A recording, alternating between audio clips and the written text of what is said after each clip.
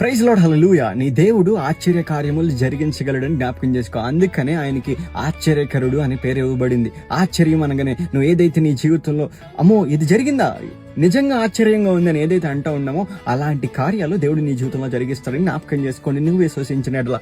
అయితే ఏదైతే అమెరికా దేశంలో నేను వచ్చినప్పుడు రాకముందే ఇక్కడ ఉన్నవారు చాలా మంది నాకు తెలిసిన వాళ్ళు, వద్దు పరిస్థితులు ఏం బాగాలేదు, పార్ట్ టైం జాబ్ నీకు దొరకట్లేదు, ఇక్కడ వచ్చి ఏం చేద్దాం అనుకుంటున్నావు అంటే నా మైండ్లో ఒకటే ఉంది, ఐ నో దేవుడికి తెలుసు, నన్ను నడిపించే దేవుడికి తెలుసు, దేవుని మాటను కొట్టివేయలేం కాబట్టి ఏదైతే అయింది, ఎలా అయినా కష్టాలైనా నష్టాలైనా పడదాం అని చెప్పి అమెరికా దేశం వచ్చేసాను. అయితే పార్ట్ టైం నేను వచ్చిన 15 daysకి నాకు పార్ట్ టైంని దేవుడు సమకూర్చాడు. ఇది దేవుడే సమకూర్చాడు. ఎందుకో తెలుసా, నేను ఎవరి దగ్గరికి వెళ్ళి అడుక్కోలేదండి, ఎవరి దగ్గరికి వెళ్ళి ప్లీజ్ ప్లీజ్ అని అనలేదు, బతిమాలలేదు. కానీ వారే నన్ను పిలిచి ఆ మెయిల్ పెట్టారనమాట. నాకు ఆ మెయిల్ పెట్టి పిలిచి జాబ్ని ఇవ్వడం జరిగింది. అప్పుడు నాకు అర్థమైంది, ఏదైతే దేవుని యొక్క మాటను విశ్వసించి అడుగు వేస్తామో ముందున్న ప్రతి మార్గములో ఆయన తోడై ఉండి మనకి ఆ మార్గాన్ని సరళము చేసి ఆశ్చర్య కార్యములు జరిగేస్తాడు. కనుక ఈరోజు జ్ఞాపకం చేసుకో, దేవుని మాటను నువ్వు విశ్వసించి ఆయన బాటల్లో నువ్వు నడిచినడలా, ఆయన చిత్తంలో నువ్వు నడిచినడలా నీ జీవితంలో ఆశ్చర్యమైన కార్యములు జరిగించువాడు ఆయనే. ఎందుకంటే ఆయన ఆశ్చర్యకరుడు. ఆమేన్.